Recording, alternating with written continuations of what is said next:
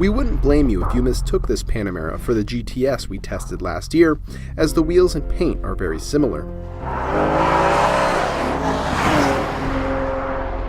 But this is a 2014 Panamera 4S, and that means this car no longer has a V8.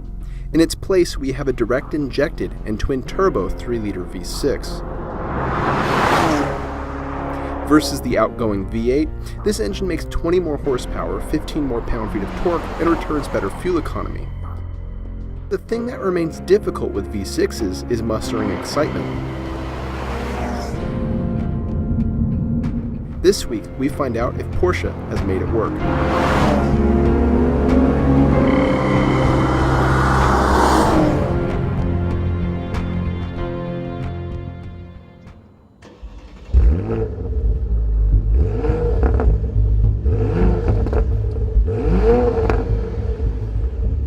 Launching the Panamera, like all Porsches, could not be easier. You hit Sport Plus, you jam both pedals, and then you release the brake.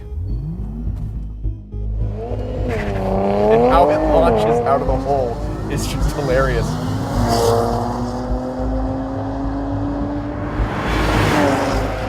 Fast shifts thanks to this PDK transmission.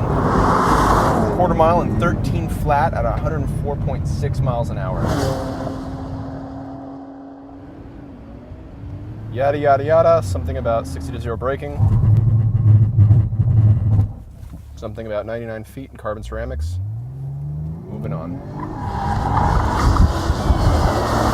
Good power on exit, very easy to get aggressive on turn-in. It just stays pretty stable throughout the corner. You can get some oversteer like we did just there if you're really hard on it. For the most part, it's not a heavy understeer, it's a mild understeer. And it's pretty easy to get out of by just lifting off the throttle a bit. There isn't enough torque on tap to really kick the thing out, but that also may be because this is all-wheel drive, and we got the front wheels doing some of the work too. Big carbon ceramic brakes do a good job of slowing you down.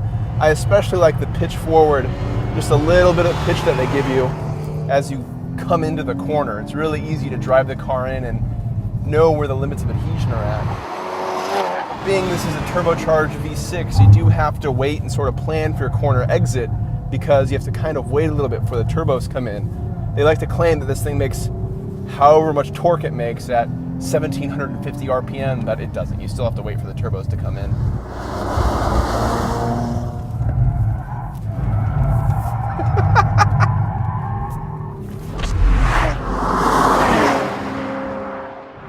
Now, you wouldn't take a Panamera to a racetrack, but you could. And that's the cool thing about the Panamera. It's something we discussed about at length when we had the GTS last year. Of course, this is the 4S, so things are slightly different. But it still works, it's still enjoyable, it still has some sports car-like qualities that make it pretty fun out here. And it's interesting when you hop in the Panamera, so long as you never look behind you, you might think you were in a 911. The interior layout's identical. The way the hood slopes down, the way the front fenders slope down with them, it feels very much like a 911. But then you look behind you and you realize, oh, you got 2 more seats and cargo capacity. That's a very nice thing. But you also have some sports car driving qualities. The chassis feels agile, the steering feels good, the power is decent. And it's pretty fun to toss this car around. Now let's talk about this engine because it is the biggest, newest component of this car. It makes decent power, it works. This car in our testing is faster than any S Panamera we've tested in the past. Around our figure 8, it was way faster than the GTS we tested. And yet, I'm not in love with this engine. It has no emotional component. It makes good power again, but it doesn't sound very good. It just sort of has this mechanical whine to it.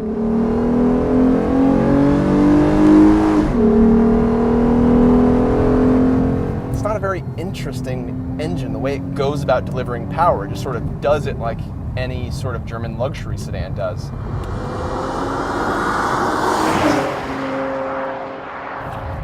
The Porsche badge brings with it some expectations of excitement, of emotional draw, something that makes you interested in the car, and this engine really doesn't have that.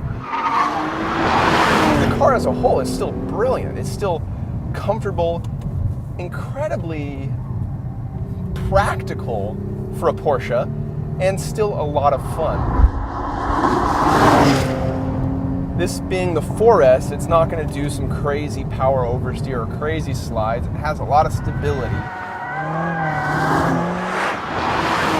The balance seems to be more on the safe side than anything else, but it's not punishing. It's not embarrassing. It's not a pain to be driven fast.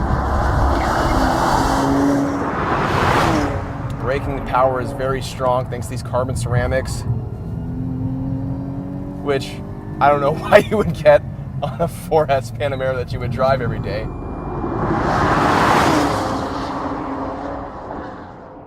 Which brings us to the options. This 4S has $42,445 worth of them, and half of that price comes from the wheels, carbon ceramic brakes, and other performance items. There's a dizzying amount of smaller options, too. Thermal and noise-insulated glass, voice control, front seat ventilation, a rear wiper, and on and on. It's rather ridiculous. But our biggest disappointment rests with the engine.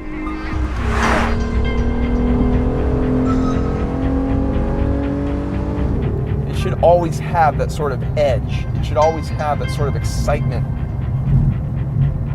in everything that it does. And this doesn't.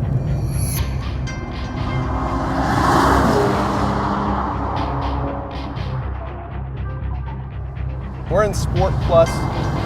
We have the dampers sit on their most aggressive mode. We have the exhaust baffles open with this exhaust button over here. But it doesn't seem to make a difference if I turn the exhaust on or off. I just wonder if they might have missed their opportunity with this engine. Maybe they have.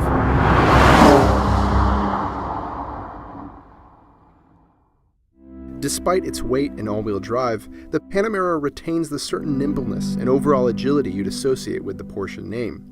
You wouldn't take it to a racetrack, of course, but you could, and you wouldn't be disappointed. The new Turbo V6 makes a strong empirical argument for itself, but it lacks a certain enthusiasm one would expect from a car with a Porsche crest on it. The engine to get is still the naturally aspirated V8. Regardless, the Panamera remains an extremely competent and fascinating car.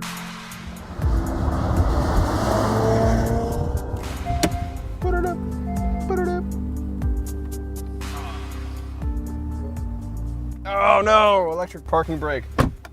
German cars, whenever you have an automatic German car and you open the door, the parking brake comes on. Why? Because Germans hate people who test cars and move cones around all day. Don't put the e-brake on. Don't put the e-brake on. Don't put the e-brake on. Don't do it. Don't. Dick. I can't shut the door without knocking the cone over. Granted, I've built this box. Don't do it. Don't do it. Okay. Jesus. So it actually takes 2 minutes to get around the first time. Yeah, so this is actually a really slow figure 8 lap.